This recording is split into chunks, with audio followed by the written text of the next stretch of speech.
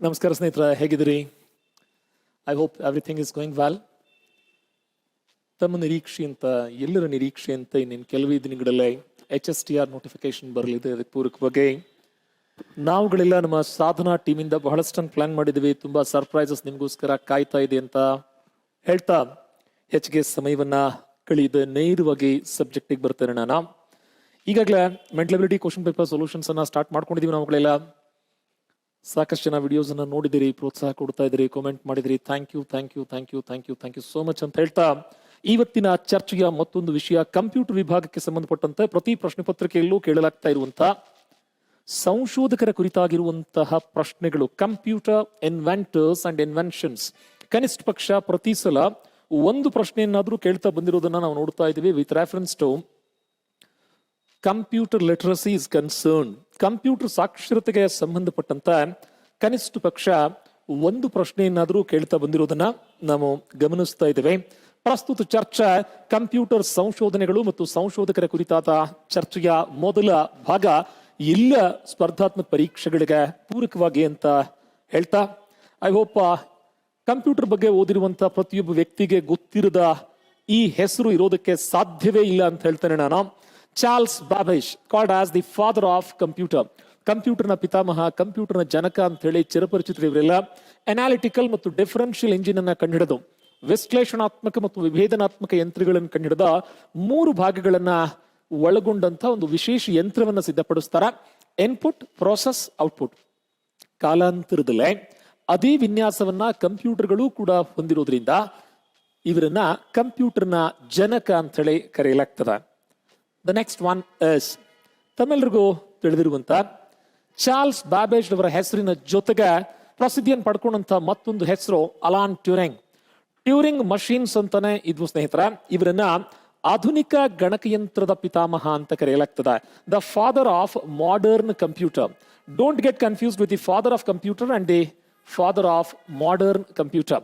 ಮೊದಲ ಬಾರಿಗೆ artificial intelligence ಅನ್ನೋ ಪರಿಕಲ್ಪನೆಯನ್ನ ಪರಿಚಯಿಸಿದ್ರು ಇವರು. ಆದ್ರೆ ಇವರನ್ನ ಆರ್ಟಿಫಿಷಿಯಲ್ ಇಂಟೆಲಿಜೆನ್ಸ್ ನ ಪಿತಾಮಹ ಅಂತ ಕರೆಯೋದಿಲ್ಲ. ಅದಕ್ಕೆ ಪಿತಾಮಹ ಬೇರೆ ಇದ್ದಾರೆ, ಜಾನ್ ಮೆಕಾರ್ಥಿ ಅಂತ ಹೇಳಿ. ಸ್ಟಡಿ ಮಾಡೋಣ one by one in detail right now. ಆಧುನಿಕ ಗಣಕಯಂತ್ರದ ಪಿತಾಮಹ ಎಂದು ಕರೆಯಲ್ಪಡುವ ವ್ಯಕ್ತಿ ಯಾರು ಅಂತ ಹೇಳಿದ್ರೆ ಅಲಾನ್ ಟ್ಯೂರಿಂಗ್. ಮೂಲತಃ ಒಬ್ಬ ಇಂಗ್ಲಿಷ್ ಗಣಿತಜ್ಞರಾಗಿರುವಂತಹ ಇವರು ಆರಂಭದಲ್ಲೇ ಟ್ಯೂರಿಂಗ್ ಮಷೀನ್ಸ್ ಅನ್ನೇ ಪರಿಚಯಿಸಿದ್ರು. ಅದ್ರ ಮೂಲಕ ಆಟೋಮೇಟೆಡ್ ಕಾನ್ಸೆಪ್ಟ್ ಅನ್ನ, ಅಂದ್ರೆ ಸ್ವಯಂ ಚಾಲಿತ ಉಪಕರಣಗಳಿಗೆ ಪ್ರೇರಣೆಯಾಗಿ ಇವರನ್ನ ಆಧುನಿಕ ಗಣಕಯಂತ್ರದ ಪಿತಾಮಹ ಎಂಬ ಹೆಸರಿನಿಂದಲೂ ಕೂಡ ಕರೀತೇವೆ. He is also one among the pioneers of artificial intelligence. ಕೃತಕ ಬುದ್ಧಿಮತ್ತ. ಈಗ ನಮ್ಮ ಮೊಬೈಲ್ಗೆ ಇರುವಂತಹ fingerprint recognition, face recognition, ಇಂತಹ ಪರಿಕಲ್ಪನೆಗಳನ್ನ ಆರಂಭದಲ್ಲಿ ಅಂತಹ ಕನಸುಗಳನ್ನ ಹೊತ್ತು ತಂದವರು ಅಲಾನ್ ಟ್ಯೂರಿಂಗ್ ರವರು. ಹೀಗಾಗಿ ಇವರನ್ನ ಆಧುನಿಕ ಗಣಕ ವಿಜ್ಞಾನದ ಪಿತಾಮಹ ಎಂಬ ಹೆಸರಿನಿಂದ ಜಗತ್ತು ಈಗಲೂ ಕೂಡ ಸ್ಮರಿಸ್ತದೆ. Then comes John Whitney sir. What is the contribution of this John Whitney? Computer ಪ್ರಪಂಚದಲ್ಲೇ ನಮಗೆ ಮಲ್ಟಿಮೀಡಿಯಾ ಅಂತ ಸಿಗ್ತದ. ಮಲ್ಟಿಮೀಡಿಯಾದಲ್ಲೇ ಆಡಿಯೋ ಇರ್ತದ, ವಿಡಿಯೋ ಇರ್ತದ, ಸೌಂಡ್ ಇರ್ತದ. ಇದ್ರ ಜೊತೆಗೆ we also have natural video and animated video. There is a difference. Video ಚಲನಚಿತ್ರ ಅಂತ ಕರಿತೇವೆ, ಅನಿಮೇಷನ್ ಅಂದ್ರ ಕೃತಕ ಚಲನಚಿತ್ರ ಅಂತ ಕರಿತೀವಿ. ವ್ಯತ್ಯಾಸ ಇದೆ ಎರಡಕ್ಕೂ ಕೂಡ. ಒನ್ ಸೆಕೆಂಡ್, ಇಲ್ಲಿ ಬೇಕಾದ್ರೆ let us visualise in detail. ಗಮನಿಸ್ಕೊಳ್ಳಿ John Whitney sir contribution. Look at this particular animation. ಈ ಅನಿಮೇಷನ್ ಒಂದ್ಸರಿ ನೋಡ್ಕೊಳ್ಳಿ ತಾವು. ಮೈಕ್ರೋ ಆರ್ಗ್ಯಾನಿಸಮ್ಸ್ ತಮ್ಮನ್ನು ತಾವು ಹೇಗೆ ಮಲ್ಟಿಪ್ಲೈ ಮಾಡ್ತವೆ ಅನ್ನೋದನ್ನ ಕೃತಕವಾಗಿ ತೋರಿಸಿರುವಂತ ಕೃತಕ ಚಲನಚಿತ್ರ ಇದು. ಕೃತಕ ಚಲನಚಿತ್ರಕ್ಕೆ ಅನಿಮೇಷನ್ ಅಂತ ಕರಿತೀವಿ. ಮಾನವನಿಂದ ಸೃಷ್ಟಿಯಾಗಿರುವಂತಹ ಚಲನಚಿತ್ರ. ಇನ್ನು ನೈಜವಾಗಿರೋದನ್ನ ಸೆರೆ ಹಿಡಿತೀವಿ ನೋಡಿ. ಹುಡುಗನೊಬ್ಬ ಏನೋ ಯೋಚನೆ ಮಾಡ್ತಾ ಕೂತಿದ್ದಾನಲ್ಲ, ದಿಸ್ ಇಸ್ ಅ ವಿಡಿಯೋ. ಮೇಲ್ಬದಿಯಲ್ಲೇ ಲೆಫ್ಟ್ ಟಾಪ್ ಕಾರ್ನರ್ ಅಲ್ಲಿ ನಿಮಗೆ ದ ಸೂಡೋಪೀಡಿಯಾ, ಸೂಡೋಪೋಡಿಯಾ ಅಂತ ಹೇಳಿದ್ರೆ ನಿಮಗೆ ಈ ಅಮೀಬಾದ ಮಿಥ್ಯಾಪಾದದ ಚಲನೆ ಅಂತ ಬರ್ತದೆ ನೋಡಿ. ಚಲಿಸ್ತಾ ಇರೋ ಅಮೀಬಾದ ಪಾದವನ್ನ ಗಮನಿಸಬಹುದು ತಾವಿಲ್ಲ. You can visualise it. ಮಿಥ್ಯಾಪಾದದ ಮೂಲಕ ಚಲಿಸ್ತಾ ಇರೋದಕ್ಕೆ ಸ್ವಯಂ ಆಕಾರ ಇಲ್ಲ ನೋಡಿ. It doesn't have its individual shape. Electronic microscope ಅಲ್ಲಿ ಸೆರೆ ಹಿಡಿದಿರೋದು ಬೇರೆ, ಇದು ಕೃತಕವಾಗಿ ಸೃಷ್ಟಿಸಿರೋದು animation. And this is the natural video. ಈ ಮಾದರಿಯ ಕೃತಕ ಚಲನಚಿತ್ರಗಳ ಸೃಷ್ಟಿಕರ್ತ ಅಂತ ಹೇಳಿ ಜಾನ್ ವಿಟ್ನೆ ಸರ್ ಅವರನ್ನ ಕಂಪ್ಯೂಟರ್ ಪ್ರಪಂಚದಲ್ಲೇ ಸ್ಮರಿಸಲಾಗ್ತದ. Then we have Lady Lovelace Ada Byron, called as the first computer programmer of this world. ಜಗತ್ತಿನ ಪ್ರಪ್ರಥಮ ಕಂಪ್ಯೂಟರ್ ಕಾರ್ಯಕ್ರಮ ನಿಯೋಜಕಿ ಎಂಬ ಹೆಗ್ಗಳಿಕೆ ಲೇಡಿ ಲವ್ಲೇಸ್ ಅದಾ ಬೈರನ್ ರವರಿಗೆ ಸಲ್ತದ. ನಮಗೆ ಚಾರ್ಲ್ಸ್ ಬಾಬೇಜ್ ಸರ್ ಅವರ ಇನ್ಪುಟ್ ಪ್ರೋಸೆಸ್ ಔಟ್ಪುಟ್ ಉಪಕರಣಗಳನ್ನು ಸಿದ್ಧಪಡಿಸ್ಕೊಟ್ರೆ ವಿನಃ ಆ ಉಪಕರಣಕ್ಕೆ ಪ್ರೋಗ್ರಾಮ್ ಹೇಗೆ ಬರೀಬೇಕು ಅಂತ ಹೇಳ್ಕೊಡ್ಲಿಲ್ಲ. ಮೊಟ್ಟ ಮೊದಲ ಬಾರಿಗೆ ಲೇಡಿ ಲವ್ಲೇಸ್ ಅದಾ ಬೈರನ್ ರವರು ಆ ಕೆಲಸವನ್ನು ಮಾಡ್ತಾರೆ. ಹೀಗಾಗಿ ಅವರನ್ನ the first computer programmer of this world, first lady computer programmer of this world ಅಂತ ಕೂಡ ಕರಿತೇವೆ. ಇವರ ಸ್ಮರಣಾರ್ಥವಾಗಿ ADA ಅದಾ ಎಂಬ ಹೆಸರಿನ ಕಂಪ್ಯೂಟರ್ ಕಾರ್ಯಕ್ರಮ ಭಾಷೆಯೂ ಕೂಡ ಅಸ್ತಿತ್ವದಲ್ಲಿದೆ ಅನ್ನೋದು ತಮ್ಮೆಲ್ಲರ ಗಮನಕ್ಕೆ ತರ್ತಾ ಲೆಟ್ ಅಸ್ ಪ್ರೊಸೀಡ್ ಫರ್ದರ್. ಮುಂದಿನ ಯೋಚನೆಗಳನ್ನ ಗಮನಿಸ್ತಾ ಬಂದ್ರ, ಎಸ್ ಫ್ರೆಂಡ್ಸ್, ಟ್ರ್ಯಾಕ್ ಬಾಲ್ ಇದನ್ನ ತಲೆ ಕೆಳಗಾದ ಮೌಸ್ ಅಂತ ಕೂಡ ಕರಿತೀವಿ ನಾವು. It's also called as the reverse mouse. It is also called as the reverse mouse, ತಲೆ ಕೆಳಗಾದ ಮೌಸ್ ಅಂತ ಹೇಳಿ. ಸಾಮಾನ್ಯವಾಗಿ ಮೌಸ್ ಅಂತ ಹೇಳಿದ್ರೆ ಈ ವೀಲ್ ಇರುತ್ತಲ್ಲ ಗೋಲ, ಅದು ನಾವು ಯಾವ ಟೇಬಲ್ ಮೇಲೆ ವರ್ಕ್ ಮಾಡೋ ಕೂತಿರ್ತೀವಿ ಅದ್ರ ಮೇಲೆ ಅಂಟ್ಕೊಂಡಿರ್ತದೆ. ನಾವು ಮೇಲ್ಗಡೆ ಮೌಸ್ ಮೂವ್ ಮಾಡ್ತೀವಿ, ಕೆಳಗಡೆ ಫ್ರಿಕ್ಷನ್ ಇಂದಾಗಿ ವೀಲ್ ಮೂವ್ ಆಗ್ತಾ ಇರ್ತೀವಿ.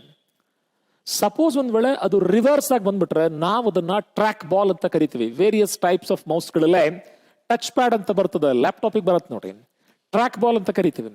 ವಿಡಿಯೋ ಗೇಮ್ಸ್ ಎಲ್ಲ ಆಡ್ಲಿಕ್ಕೆ ಯೂಸ್ ಮಾಡ್ತಾರಲ್ಲ ಅದನ್ನ ಅನಲಾಗ್ ಸ್ಟಿಕ್ ಅಂತ ಕರಿತೀವಿ, ಅಥವಾ ಜಾಯ್ ಸ್ಟಿಕ್ ಅಂತ ಬರುತ್ತೆ ನೋಡಿ.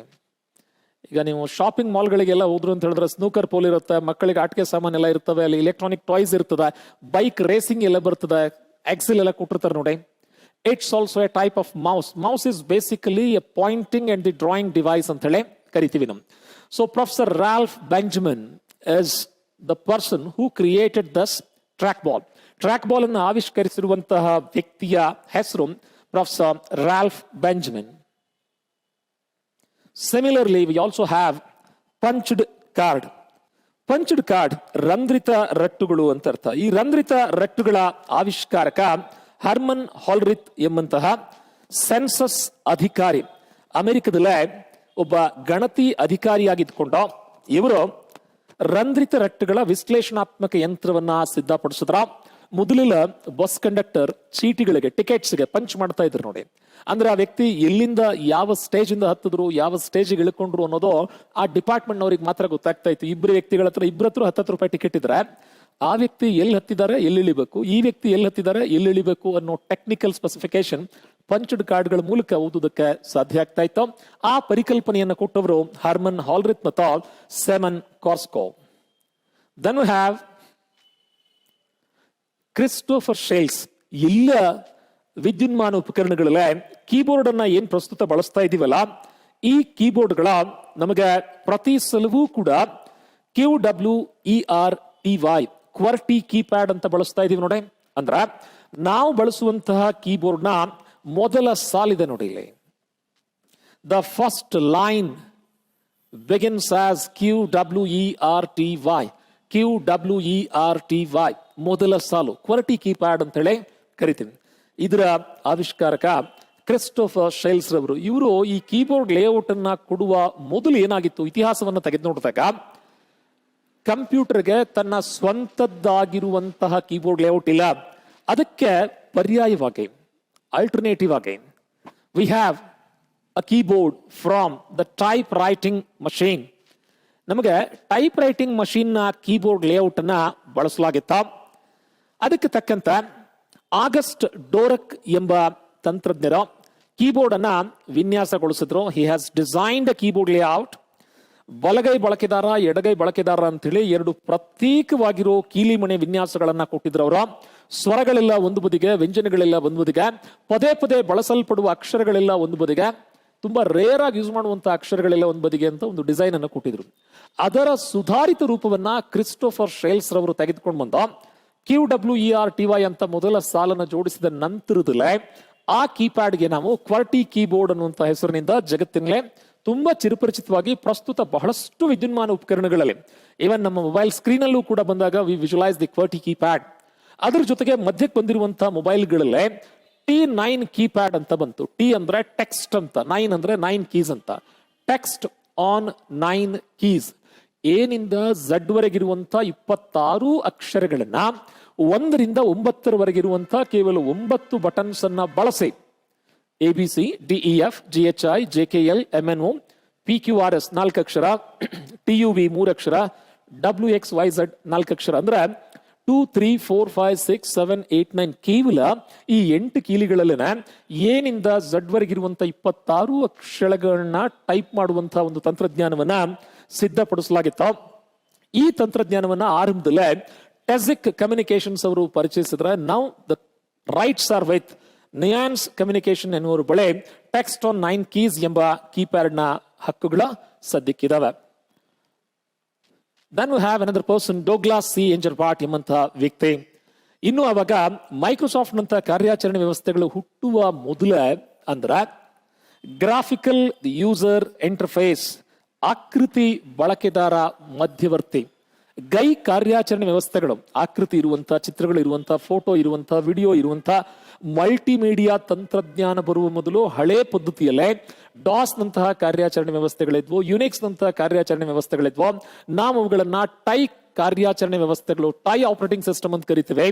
ಟೆಕ್ಸ್ಟ್ ಯೂಸರ್ ಇಂಟರ್ಫೇಸ್, ಅಕ್ಷರ ಬಳಕೆದಾರ ಮಧ್ಯವರ್ತಿ ಅಂತ ಹೇಳಿ ಆ ಮಾದರಿಯ ಒಂದು ಹಳೆಯ ಸಾಂಪ್ರದಾಯಿಕ ಕಾರ್ಯಾಚರಣೆ ವ್ಯವಸ್ಥೆ ಬದಲಿಗೆ ಚಿತ್ರಗಳನ್ನ ತರುವಂತಹ ಪರಿಕಲ್ಪನೆ ಬಂದಾಗ, ಚಿತ್ರಗಳು ಬಂದಾಗ ಆಪರೇಷನ್ ಈಸಿ ಆಗ್ಲಿ ಅಂತ ಹೇಳಿ ಡೋಗ್ಲಾಸ್ ಸಿ ಎಂಜರ್ಬಾಟ್ ಅವರು ಮೈಕ್ರೋಸಾಫ್ಟ್ ಹುಟ್ಟುವ ಮೊದಲೇ ಅದನ್ನ ಕಂಡಿಡ್ಕೊಂಡ್ಬಿಟ್ರು.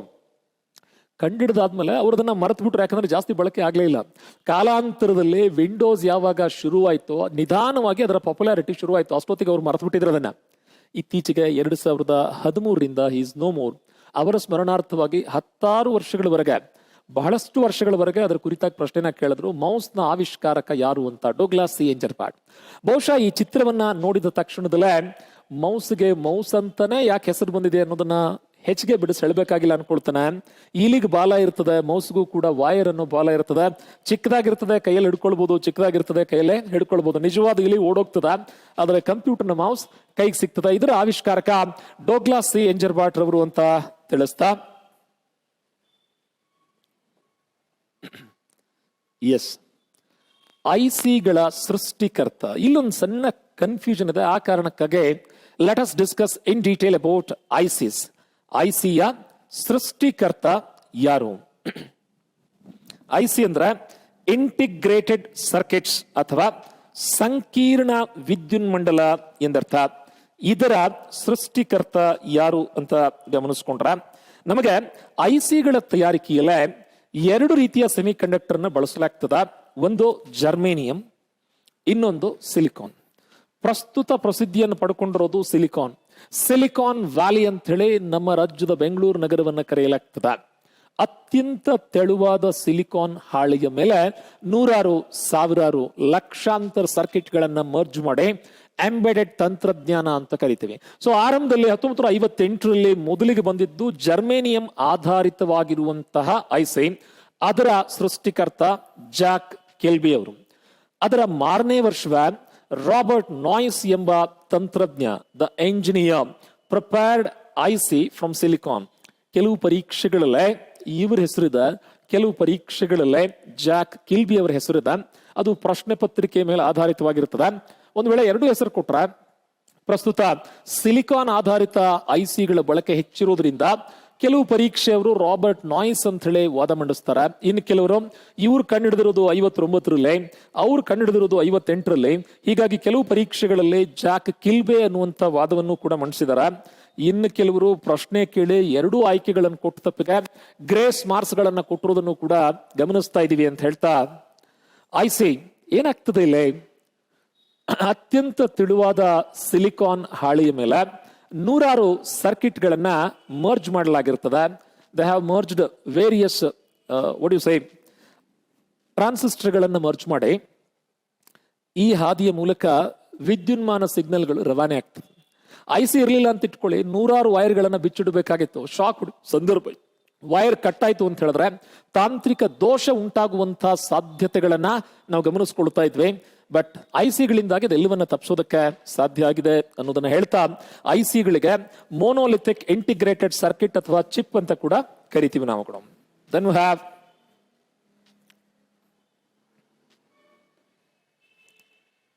ಸೊ ಐಸಿಗಳು ನೋಡಿ, ಒಬ್ಬ ವ್ಯಕ್ತಿಯ ಉಗುರಿನಲ್ಲಿ ಐಸಿ ಮರ್ಜ್ ಆಯ್ತು ಅಂದ್ರೆ, ಚಿಪ್ ಇತ್ತು ಅಂದ್ರೆ, ಆ ಚಿಪ್ ಅನ್ನ ಇಲೆಕ್ಟ್ರಾನಿಕ್ ಮೈಕ್ರೋಸ್ಕೋಪ್ ಅಲ್ಲಿ ಎನ್ಲಾರ್ಜ್ ಮಾಡಿದ್ರೆ ಅಂದ್ರೆ ಹೆಚ್ಚು ಕಡಿಮೆ ಒಂದು ಸಾಸಿವೆ ಗಾತ್ರದಷ್ಟು ಮಾಹಿತಿಯನ್ನ ದೊಡ್ಡ ಫುಟ್ಬಾಲ್ ಗ್ರೌಂಡ್ ಆಗಿ ನಾವು ಗಮನಿಸಿಕೊಂಡಾಗ ಗಾತ್ರ ಎಷ್ಟು ದೊಡ್ಡದಾಗ್ತದೆ ಅನ್ನೋದನ್ನ ನೋಡ್ಕೊಳ್ಬಹುದು ಅಂತ ಹೇಳ್ತಾ,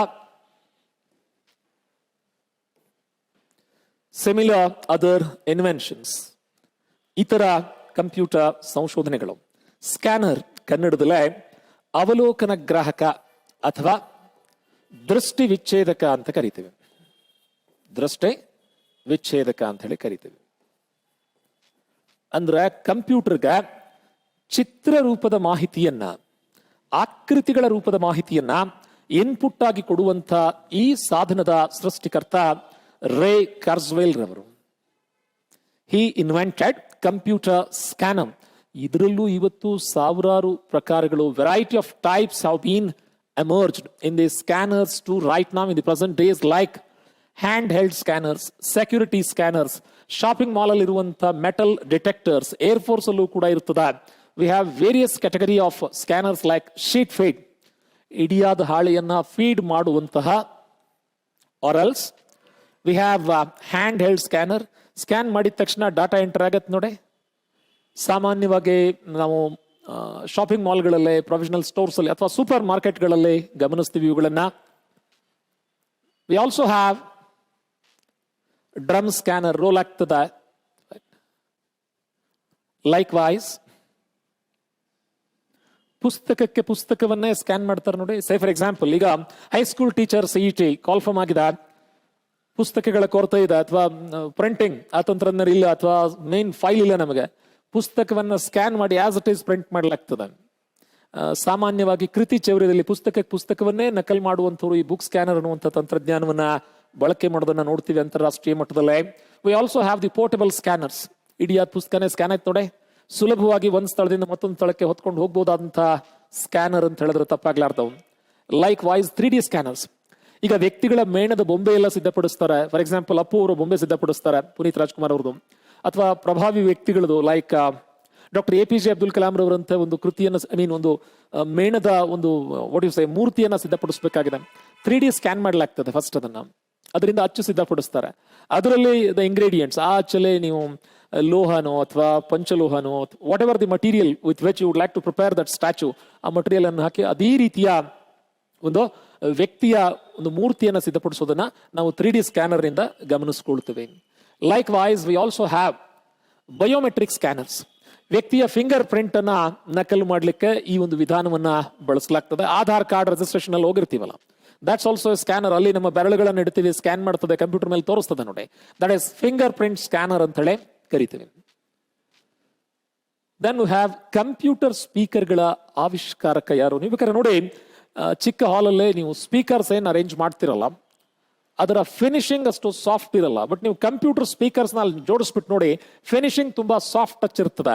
ಆ ರೀತಿ ಕಂಪ್ಯೂಟರ್ ಸ್ಪೀಕರ್ಗಳ ಆವಿಷ್ಕಾರಕ ಅಭಿನವನ್ ರಾಜಿದಾಸ್ ಅನ್ನುವಂಥ ಒಬ್ಬ ಸಂಶೋಧಕರ ಕಂಪ್ಯೂಟರ್ ಸ್ಪೀಕರ್ಗಳ ಆವಿಷ್ಕಾರಕರು. Similarly we have hard disk ಗಳ ಸೃಷ್ಟಿಕರ್ತ. ಮೊದಲೆಲ್ಲ ಹಾರ್ಡ್ ಡಿಸ್ಕ್ ಅಂತ ಹೇಳಿದ್ರೆ ದೊಡ್ಡದಾದ ಗ್ರಾಮಫೋನ್ ತರ ತಟ್ಟೆ ಬರ್ತಾ ಇತ್ತು, ವೀಲ್ಸ್ ಒಂದರ ಮೇಲೆ ಒಂದು ಇಟ್ಟಿರುವಂಥದ್ದು ದೊಡ್ಡದು. ಅದೆಲ್ಲವನ್ನ ಸೇರಿಸಿ ಹಾರ್ಡ್ ಡಿಸ್ಕ್ ಅಂತ ಕರಿತೀವಿ ನಾವು. The secondary storage device in the computers. ಅದರ ಆವಿಷ್ಕಾರ IBM ಸಂಸ್ಥೆಯ ರೇ ಜಾನ್ಸನ್ ರವರಿಂದ ನಡೀತದೆ. Is called as, is considered as, ಇವರನ್ನ ಹಾರ್ಡ್ ಡಿಸ್ಕ್ ನ ಪಿತಾಮಹ, ಫಾದರ್ ಆಫ್ ಹಾರ್ಡ್ ಡಿಸ್ಕ್ ಅಂತ ಹೇಳಿ ಕರೆಯಲಾಗ್ತದೆ. ವಿ ಆಲ್ಸೋ ಹ್ಯಾವ್ ಬ್ಲೂಟೂತ್ ತಂತ್ರಜ್ಞಾನ. ಈ ಬ್ಲೂಟೂತ್ ಅನ್ನೋ ತಂತ್ರಜ್ಞಾನವನ್ನ ಮೊದಲಿಗೆ ಎರಿಕ್ಸನ್ ಕಂಪನಿಯಲ್ಲಿ ಸಿದ್ಧಪಡಿಸಲಾಯಿತು. ಜಾಫ್ ಹ್ಯಾಟ್ಸನ್ ಎಂಬಂತ ತಂತ್ರಜ್ಞ ಇಂಜಿನಿಯರ್ ಬ್ಲೂಟೂತ್ ತಂತ್ರಜ್ಞಾನವನ್ನು ಅಭಿವೃದ್ಧಿಪಡಿಸಿದ್ರು. ಅದಾದ್ಮೇಲೆ ಇನ್ಫ್ರಾರೆಡ್ ಅಂತ ಬಂತು. ಅದಾದ್ಮೇಲೆ ನಿಮಗೆ ಶೇರಿಟ್ ಅಂತ ಬಂದಿರೋದನ್ನ ಕೇಳಿದಿರ್ತಾವು. ಹೀಗೆ ಪ್ರಸ್ತುತ ಸುಧಾರಿತ ರೂಪದಲ್ಲೇ ಬಹಳಷ್ಟು ಬದಲಾವಣೆಯನ್ನ ಗಮನಿಸ್ತಾ ಇದ್ದೇವೆ. Similarly we also have cell phone ಅಥವಾ mobile phone. Martin Cooper, Motorola ಕಂಪನಿಯ ಪರವಾಗಿ ಮಾರ್ಟಿನ್ ಕೂಪರ್ ಅವರ ಆವಿಷ್ಕಾರ ಈಗ ಸದ್ಯ ನಮ್ಮ ಕೈಯಲ್ಲಿರುವಂತಹ ಚಿಕ್ಕದಾದ ಮೊಬೈಲ್, ಐ ಹೋಪ್ ಆ ಮೊಬೈಲ್ ಮೂಲಕವೇ ಈ ವಿಡಿಯೋ ಕ್ಲಾಸ್ಗಳ ಮೂಲಕ ನಾವು ನಮ್ಮ ಸಾಧನ, ನಮ್ಮ ತಂಡ ತಮ್ಮನ್ನು ತಲುಪೋದಕ್ಕೆ ಸಾಧ್ಯ ಆಗಿದೆ ಅನ್ಕೊಳ್ತಾನೆ. So thanks to Martin Cooper sir. ಅವರು ಯಾವಾಗಲೂ ಕೊಟ್ಟಂತಹ ಕೊಡುಗೆಯನ್ನ ಹಲವಾರು ದಶಕಗಳಿಂದ ಇನ್ನು ಮುಂಬರುವ ಹೊಸ ಪೀಳಿಗೆಯೂ ಕೂಡ, ವಿಶೇಷವಾಗಿ ಕೋವಿಡ್ ಸಂದರ್ಭದಲ್ಲಂತ ಶಾಲೆ, ಕಾಲೇಜು, ದೇವಸ್ಥಾನಗಳೂ ಕೂಡ ತಮ್ಮ ದ್ವಾರವನ್ನ ಮುಚ್ಚಿದಾಗ ನಮಗೆ ಹೆಲ್ಪ್ ಮಾಡಿರುವಂತ ಏಕೈಕ ವ್ಯಕ್ತಿ ಈ ಚಿಕ್ಕದಾದ ಮೊಬೈಲ್ ಅಂತ ಹೇಳಿದ್ರೆ ತಪ್ಪಾಗ್ಲಾರ್ದು ಅಂತ ಹೇಳ್ತಾ, USB ಭಾರತೀಯ ಮೂಲದ ಅಜಯ್ ಭಟ್ರವರು IBM ಕಂಪನಿಯಲ್ಲಿ ಕೆಲಸ ಮಾಡ್ತಾ USB ಸಿದ್ಧಪಡಿಸಿದ್ರು. ನಿಮ್ಮ ಸಿಲೆಬಸ್ ಅಲ್ಲೇ ಕಂಪ್ಯೂಟರ್ ಅವೇರ್ನೆಸ್ ಅನ್ನುವಂಥ ಸಿಲೆಬಸ್ ಅಲ್ಲೇ ಪೋರ್ಟ್ಸ್ ಅಂತ ಒಂದು ಸಿಲೆಬಸ್ ಬರ್ತದ. ಒಂದು ಸ್ಥಳದಿಂದ ಇನ್ನೊಂದು ಸ್ಥಳಕ್ಕೆ ತಲುಪುವಂತ ಹಾದಿಗೆ ಬಸ್ ಅಂತ ಕರೆದ್ರೆ ಆ ಬಸ್ಸಿನ ಅಂಚಿಗೆ ನಾವು ಪೋರ್ಟ್ ಅಂತ ಕರಿತೀವಿ. ಪೋರ್ಟ್ ಅನ್ನುವಂಥದ್ದು ಹಲವು ರೀತಿಗಳಲ್ಲಿದ್ರೆ, ಒಂದು ಸೀರಿಯಲ್ ಪೋರ್ಟ್ ಅಂತ, ಇನ್ನೊಂದು ಪ್ಯಾರಲಲ್ ಪೋರ್ಟ್ ಅಂತ. ಏಕಕಾಲಕ್ಕೆ 1 ಬಿಟ್ನಷ್ಟು ಮಾಹಿತಿ ರವಾನೆ ಆಯಿತು ಅಂತ ಹೇಳಿದ್ರೆ 8 ಬಿಟ್ಗಳಷ್ಟು ಮಾಹಿತಿ ರವಾನೆ ಪ್ಯಾರಲಲ್ ಪೋರ್ಟ್ಗಳ ಮೂಲಕ. ಅದರ ಸುಧಾರಿತ ರೂಪವೇ USB ನಲ್ಲಿ type A, type B, type C ದತ್ತಾಂಶ ವರ್ಗಾವಣೆಯ ವೇಗ ಜಾಸ್ತಿ ಆಗಿದೆ. ಮೊದಲೆಲ್ಲ ಮೊಬೈಲ್ ಚಾರ್ಜರ್ನ ಚಾರ್ಜ್ ಗಂಟಿಸಿದ್ರೆ ರಾತ್ರಿ ಇಡೀ ಚಾರ್ಜ್ ಆಗಬೇಕಾಗಿತ್ತು. ಈಗ ಹಂಗಲ್ಲ, 1 ಗಂಟೆನಲ್ಲಿ ಚಾರ್ಜ್ ಆಗಿ ಬರ್ತದೆ. ಕಾರಣ USB ಚಾರ್ಜರ್ ಅನ್ನ ಬಳಕೆ ಮಾಡ್ತಾ ಇದೀವಿ, ಅದರಲ್ಲೂ ಟೈಪ್ C ನ ಬಳಕೆ ಮಾಡ್ತಾ ಇದೀವಿ. ನೋಡಿ, ಭಾರತ ಸರ್ಕಾರ ಅಂತೂ ಇತ್ತೀಚೆಗೊಂದು ಆದೇಶವನ್ನು ಹೊರಡಿಸಿದೆ. ಮಾರ್ಚ್ 2025 ವೇಳೆಗೆ ಎಲ್ಲ ವಿದ್ಯುನ್ಮಾನ ಉಪಕರಣಗಳಲ್ಲಿ, ಅದು ಚಾರ್ಜರ್ ಆಗಿರಲಿ, ದತ್ತಾಂಶ ವರ್ಗಾವಣೆ ಆಗಿರಲಿ, ಕಡ್ಡಾಯವಾಗಿ ಟೈಪ್ C ಚಾರ್ಜರ್ ಅನ್ನೇ ಬಳಸ್ತಕ್ಕದ್ದು ಅಂತ ಹೇಳಿ. ಟೈಪ್ ಸಿಗೂ ಟೈಪ್ A ಮತ್ತು B ಗೂ ವ್ಯತ್ಯಾಸ ಹೇಳ್ಬಿಡ್ತೀನಿ ನೋಡಿ. A ಮತ್ತು B ಗಳಲ್ಲಿ 4 ಪಿನ್ಗಳ ಬಳಕೆ ಆಗ್ತಾ ಇತ್ತು. ಟೈಪ್ C ನಲ್ಲಿ 24 ಪಿನ್ಗಳ ಬಳಕೆ ಆಗ್ತದೆ. ಸಹಜವಾಗಿ ದತ್ತಾಂಶ ವರ್ಗಾವಣೆಯ ವೇಗ ಗರಿಷ್ಠವಾಗಿರ್ತದೆ. ಕೇಳಿದ್ದಾರೆ, ಇದನ್ನು ಕೂಡ ಪ್ರಶ್ನೆಯಾಗಿ ಕೇಳಿದ್ದಾರೆ. USB ತಾಂತ್ರಿಕ ಚಿಹ್ನೆ ಬಂದು ಟ್ರೈಡೆಂಟ್ ಸಿಂಬಾಲ್ ಅಂತ ಕರಿತೀವಿ. ಭಾರತೀಯ ಮೂಲದ ಅಜಯ್ ಭಟ್ರವರ ಸೃಷ್ಟಿಯೇ USB, ಯೂನಿವರ್ಸಲ್ ಸೀರಿಯಲ್ ಬಸ್ ಅಂತ. ENIAC, electronic numeric integrator and calculator. So John von Neumann, the father of digital computer ಅಂತ ಕರಿತೀವಿ, ಜಾನ್ ಮೆಕ್ಯಾಲೆ ಅಂತ ಕರಿತೀವಿ, ಮತ್ತು ಪ್ರಾಸ್ಪರ್ ಎಕರ್ಟ್, ಇವರೆಲ್ಲರ ಆವಿಷ್ಕಾರದಿಂದಾಗಿ ವಿ ಹ್ಯಾವ್ ENIAC. ಇದರ ವಿಸ್ತೃತ ರೂಪದ ಬಗ್ಗೆ ಕೂಡ ಪ್ರಶ್ನೆಗಳನ್ನ ಕೇಳಿದ್ದನ್ನ ನೋಡ್ತಾ ಇದ್ದೀವಿ. ಮೈಕ್ರೋ ಪ್ರೊಸೆಸರ್, ಹಲವಾರು ICಗಳನ್ನ ಸೇರಿಸಿ ಪ್ರಸ್ತುತ ಮೈಕ್ರೋ ಪ್ರೊಸೆಸರ್ ಅನ್ನ ಸಿದ್ಧಪಡಿಸಲಾಗ್ತದೆ. ಸೊ ಅವುಗಳ ಆವಿಷ್ಕಾರಕ it's a team. Silicon engineers ಎಲ್ಲರೂ ಸೇರ್ಕೊಂಡು ದೇ ಪ್ರಿಪೇರ್ಡ್, ಅವರೊಂದು ಮೈಕ್ರೋ ಪ್ರೊಸೆಸರ್ನ ಸಿದ್ಧಪಡಿಸ್ತಾರೆ. ಪ್ರಸ್ತುತ ಮೈಕ್ರೋ ಕಂಪ್ಯೂಟರ್ ಅಂತ ಯಾವ್ದಕ್ಕೆ ಕರಿತೀವಿ ಅವೆಲ್ಲವೂ ಮೈಕ್ರೋ ಪ್ರೊಸೆಸರ್ನ ಒಳಗೊಂಡಿರ್ತವೆ. ಸ್ಮಾರ್ಟ್ ಡಿವೈಸ್ ಅಂತ ಏನ್ ಕರಿತೀವಿ ಅವೆಲ್ಲವೂ ಮೈಕ್ರೋ ಪ್ರೊಸೆಸರ್ನ ಒಳಗೊಂಡಿರ್ತವೆ. ಡಿಜಿಟಲ್ ಡಿವೈಸ್ ಅಂತ ಏನ್ ಕರಿತೀವಿ ಅವೆಲ್ಲವೂ ಮೈಕ್ರೋ ಪ್ರೊಸೆಸರ್ನ ಒಳಗೊಂಡಿರ್ತವೆ. Faggin, Marcian Hoff, Stanley Mazor and Masatoshi, ಈ 4 ಸೇರಿಸಿ, and it is a team. ಇವರೆಲ್ಲರಿಂದ we have microprocessors from the company called ಎಂಟೆಲ್ ಕಂಪನಿಯ ಮೂಲಕ ನಾವು ಇವುಗಳ ಆವಿಷ್ಕಾರವನ್ನ ಗಮನಿಸಿದ್ದೇವೆ. ಇದರಿಂದಾಗಿ ಕಂಪ್ಯೂಟರ್ನ ಗಾತ್ರ ಕುಗ್ಗಿಸೋದ್ರಲ್ಲಿ ಪ್ರಮುಖ ಪಾತ್ರ ಕೂಡ ಹೊಂದಿದೆ. John McCarthy, the father of artificial intelligence, ಕೃತಕ ಬುದ್ಧಿಮತ್ತೆ ಎಂಬ ತಂತ್ರಜ್ಞಾನದ ಪಿತಾಮಹ. ಫೇಸ್ ರಿಕಗ್ನಿಷನ್ ಎಲ್ಲ ಆಗ್ತದೆ ನೋಡಿ. It's with the help of the concept of artificial intelligence, ಕನ್ನಡದಲ್ಲೇ ಕೃತಕ ಬುದ್ಧಿಮತ್ತೆ ಎಂದು ಕರೆಯಲಾಗುವುದು. ಕಂಪೈಲರ್, ಭಾಷಾಂತರಕ, ಕಂಪೈಲರ್ ಮತ್ತು ಇಂಟರ್ಪ್ರಿಟರ್ ಹಾಗೂ ಅಸೆಂಬ್ಲರ್, ಈ ಮೂವರಲ್ಲಿ ಒಂದರ ಬಗ್ಗೆ ಡೆಫಿನೆಟ್ಲಿ ಕ್ವಶನ್ ಇರ್ತದ. ಕಂಪೈಲರ್ ಅನ್ನುವಂಥದ್ದು ಒಂದು ಭಾಷಾಂತರಕ, ಟ್ರಾನ್ಸ್ಲೇಟರ್. ನಾವು ಬರೆದಿರುವಂತಹ ಹೈ ಲೆವೆಲ್ ಲ್ಯಾಂಗ್ವೇಜ್ ನ ಮಾಹಿತಿಯನ್ನ ಮಷೀನ್ ಲೆವೆಲ್ ಲ್ಯಾಂಗ್ವೇಜ್ಗೆ ಕನ್ವರ್ಟ್ ಮಾಡುವಂತಹ ಸಾಮರ್ಥ್ಯ ಕಂಪೈಲರ್ಗೆ ಇರ್ತದೆ. ಅದನ್ನ ಫಸ್ಟ್ ಟೈಮ್ ಇಂಟ್ರೊಡ್ಯೂಸ್ ಮಾಡಿರುವಂಥ ಡಿಫೆನ್ಸ್ ಪರ್ಸನಲ್ ಗ್ರೇಸ್ ಮುರೆ ಹ್ಯಾಫರ್ ಅನ್ನುವಂಥವರ ಈ ಕಂಪೈಲರ್ನ ಸೃಷ್ಟಿಕರ್ತರಾಗಿದ್ದಾರೆ.